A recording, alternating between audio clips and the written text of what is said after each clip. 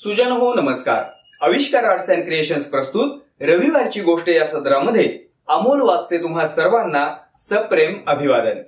पांडुरंग अर्थात तब्बल 28 युग कटीवरती हात ठेवून विटेवरती उभं राहिलेलं, भक्तांच्या भेटीसाठी आसुसलेलं सावळं परब्रह्म.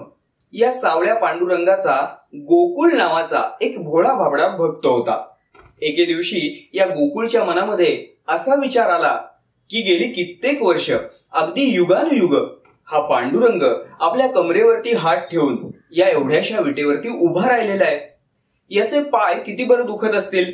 मग एखादा दिवस जर आपण याच्या जागी उभं राहिलो तर याला थोडी विश्रांती तरी मिळेल. गोकुळच्या मनामध्ये आलेला हा भोळा भाबडा विचार त्याने पांडुरंगाच्या मूर्तीसमोर बोलून दाखवला. आणि आश्चर्य म्हणजे पांडुरंगाने देखील त्या गोकुळचा भोळा भक्तिभाव पाहून त्याचा हा विचार मान्य केला. पांडुरंग गोकुळला म्हणाला की तू इथं उभा राहू शकतोस, पण अट मात्र एकच आहे. ज्याप्रमाणे मी इथं काहीही न बोलता उभा राहतो, अगदी त्याचप्रमाणे समोर काहीही घडलं तरी एकही शब्द न बोलता इथं माझ्यासारखं तटस्थपणे उभं राहायचं. गोकुळनं ही अट मान्य केली आणि हा भोळा भाबडा भक्त एका दिवसाचा पांडुरंग बनून पांडुरंगाच्या जागी त्या विटेवरती त्या पांडुरंगाचंच रूप घेऊन उभा राहिला. सकाळ झाली तशी भक्तांची वर्दळ त्या मंदिरामध्ये सुरू झाली. सर्वात प्रथम एक श्रीमंत शेठ मंदिरामध्ये पांडुरंगाच्या दर्शनाला आला. त्या शेठ सोबत पैशाने भरलेली एक पिशवी होती. त्या पिशवीमधनं नोटांची काही बंडलं त्यानं बाहेर काढली.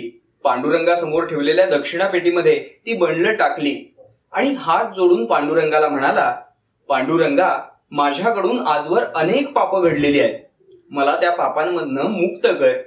माझ्या डोक्यावर असलेला हा पापांचा भार थोडा कमी कर. अशी प्रार्थना करून तो तिथून निघून गेला.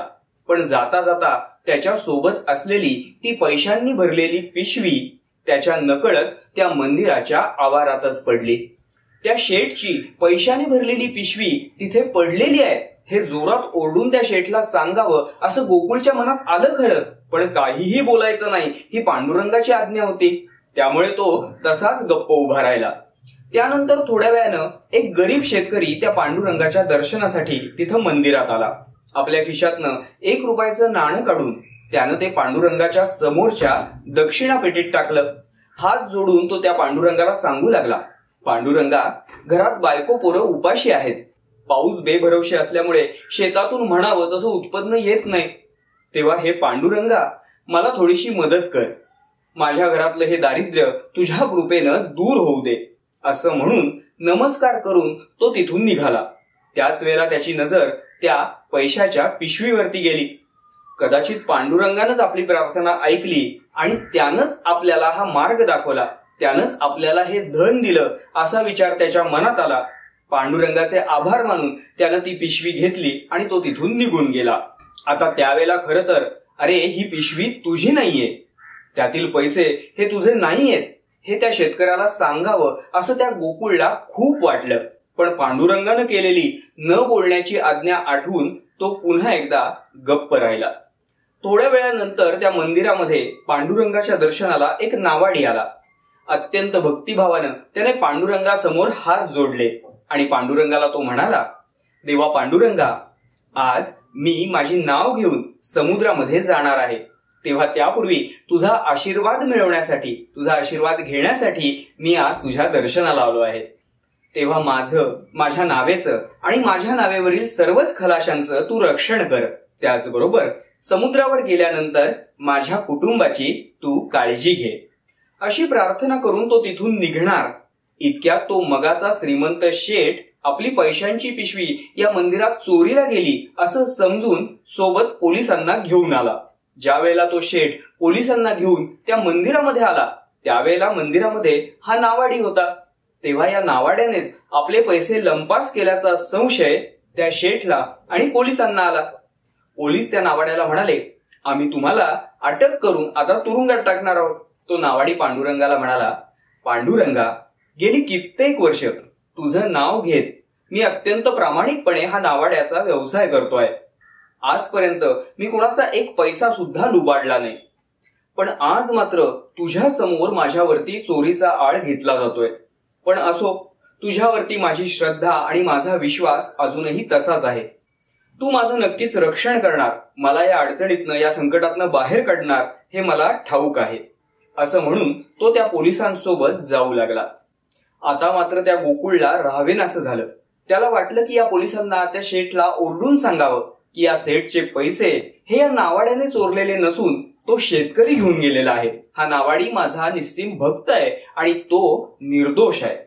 पण यावेळी देखील गोकुळला पांडुरंगानं त्याला जी न बोलण्याची आज्ञा केली होती तिचं स्मरण झालं आणि तो पुन्हा एकदा गप्प राहिला. असाच दिवस निघून गेला. संध्याकाळी जेव्हा पांडुरंग पुन्हा मंदिरामध्ये आला त्यावेळेला त्याने गोकुळला विचारलं, काय रे, आजचा दिवस कसा गेला? तेव्हा गोकुळ पांडुरंगाला म्हणाला, देवा, इथं उभं राहणं हे काही सोपं काम नाहीये. पण देवा, खरं सांगू का, तुझ्या या दरबारामध्ये न्याय मात्र नाहीये. पांडुरंगानं हसून गोकुळला विचारलं, का रे बाबा, तुला असं का वाटतं? त्यावरती गोकुळनं दिवसभरात घडलेली सगळी हकीकत पांडुरंगाला सांगितली. त्यावरती पांडुरंग शांतपणे हसून त्याला म्हणाला, बाळा, तुम्हाला नेहमी असं वाटतं की जे काही घडतंय ते देवाला दिसत नाही का? देव आंधळा आहे का? पण खरं सांगू का, मी काहीच करत नाही. ज्याला त्याला ज्याच्या त्याच्या कर्माचं फळ हे मिळत असतं. थोडं सविस्तरच सांगतो. आता आजचाच प्रसंग घे. सकाळी जो श्रीमंत सेठ इथं आला होता त्यानं खरं तर कित्येक लोकांना लुबाडून, कित्येक लोकांना फसवून पाप मार्गाने भरपूर पैसा कमवला होता. पण त्याला उपरती झाली आणि माझ्या दर्शनाला येऊन तो म्हणाला की देवा, माझ्यावरील पापांचं ओझं कमी होऊ दे. आता त्याच्यावर असलेलं पापांचं ओझं जर कमी करायचं असेल तर त्याने वाईट मार्गाने कमवलेलं हे धन त्याच्यापासून लांब नेणं हे मला गरजेचं होतं. आणि म्हणूनच त्याची पैशानं भरलेली पिशवी हरवण्याचा खेळ मला करावा लागला. त्यानंतर जो शेतकरी आला होता त्याच्या घरी 18 विश्व दारिद्र्य होतं. घरात बायको पोरं देखील उपाशी होती. तरी देखील स्वतःजवळ असलेल्या थोड्याशा रकमेतला 1 रुपया त्याने भक्तिभावानं का होईना मला अर्पण केला आणि आपलं दारिद्र्य दूर व्हावं म्हणून त्यानं मला प्रार्थना केली. त्या आधीच्या श्रीमंत सेठनं ज्या अनेक लोकांना लुबाडलं होतं, फसवलं होतं, त्यापैकीच हा एक शेतकरी होता. तेव्हा त्याचं दारिद्र्य दूर करण्यासाठी त्याची गेलेली रक्कम त्याला परत मिळवून देणं हे माझं कर्तव्यच होतं. आणि म्हणून त्याची ती रक्कम शेठकडनं मी त्याला मिळवून दिली. आता राहिला प्रश्न नावाड्याचा. तो तर माझा निस्सीम भक्त होता. माझा आशीर्वाद घेऊन तो आज समुद्रामध्ये आपली नाव घेऊन जाणार होता. पण मला हे ठाऊक होतं की आज समुद्रामध्ये मोठं वादळ येणार आहे. पण आज जेव्हा सकाळी समुद्रात नाव नेण्यापूर्वी माझं रक्षण कर म्हणून तो माझ्याकडे प्रार्थना करायला आला, तेव्हा त्याला आज जर समुद्रात जाण्यापासून रोखायचं असेल आणि त्याचा होणारा अपमृत्यू हा टाळायचा असेल तर त्याला दुसऱ्या एखाद्या अडचणीत अडकवणं हे मला भाग होतं. आणि म्हणून त्याच्यावरती चोरीचा आळ येऊन पोलिसांनी त्याला पकडून नेणं हा खेळ मला करावा लागला. आज जर समुद्रामध्ये तो नाव घेऊन गेला असता तर त्या ठिकाणी त्याचा अपमृत्यू निश्चित होता. त्यापेक्षा तो आज पोलीस कोठडीत 1 रात्र सुरक्षित राहील. उद्या चौकशी अंती जेव्हा तो निर्दोष आहे असं पोलिसांच्या लक्षात येईल त्यावेळेला पोलीस त्याला सोडून देतील.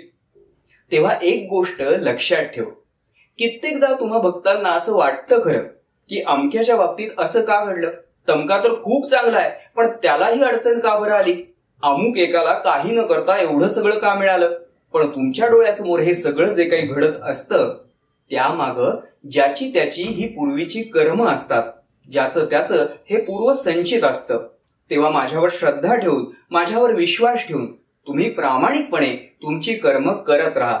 जर तुम्ही आस्तिक असाल आणि देव मानत असाल तर देवावरती, परमेश्वरावरती किंवा जे काही तुमचं श्रद्धास्थान असेल, गुरुस्थान असेल त्यावरती श्रद्धा आणि विश्वास ठेवून तुम्ही तुमची कर्म करत राहा.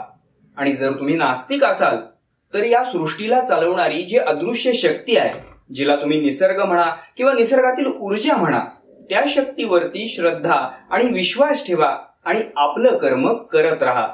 बाकी तुमच्या कर्मानुसार त्याचं फळ देण्यासाठी मी युगानुयुगे इथं उभा आहेच की. एका दिवसाच्या पांडुरंगाची ही दंतकथा कदाचित काल्पनिक असेलही पण तितकीच रंजक आणि बोधप्रद देखील आहे. आषाढी एकादशीच्या निमित्ताने सांगितलेली ही एका दिवसाच्या पांडुरंगाची रविवारची गोष्ट तुम्हाला कशी वाटली हे कमेंटमध्ये आम्हाला नक्की कळवा. जर ही गोष्ट तुम्हाला आवडली असेल तर लाईक करा, तुमच्या प्रियजनांसोबत शेअर करा. या आणि अशा बोधप्रद प्रेरणादायी गोष्टींचा आनंद घेण्यासाठी आमच्या आविष्कार आर्ट्स अँड क्रिएशन्स या चॅनलला जरूर सबस्क्राईब करा. धन्यवाद.